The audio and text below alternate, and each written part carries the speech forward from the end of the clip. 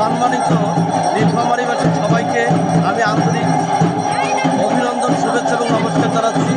আজকে আমরা এখানে আনন্দময়ী কালীমাতা মন্দির প্রাঙ্গণে সমবেত হয়েছি। এখানে আমরা দেখতে পাচ্ছি আমাদের নীলফামারীর অধিকাংশ বোনেরা এখানে ভাইদের মঙ্গল কামনার্থে শনিদেবের পূজা করছে এবং এখানে একটি মিলন মেলা বসেছে। আমাদের খুব ভালো লাগছে এখানে অনেক আমরা বোনকে দেখতে পাচ্ছি। তাদের মধ্যে আমি এই বোনের একটু সাক্ষাৎকার নিতে চাই, তার অনুভূতির কথা।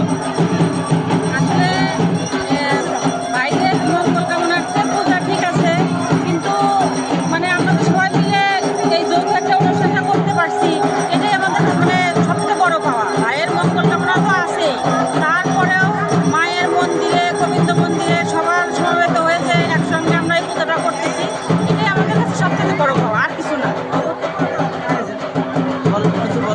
পৃথিবীর সব ভাইরা নমস্কার, আমরা সকল ভাইদের মঙ্গল কামনার্থে শ্রী শ্রী আনন্দময়ী কালীমাতা মন্দিরে একত্রিত হয়েছি, সমবেত হয়েছি সবাই ভাইয়ের পূজা করার জন্য, ভাই পূজা। সকল ভাইরা সুখী হোক, ভালো থাক। আমার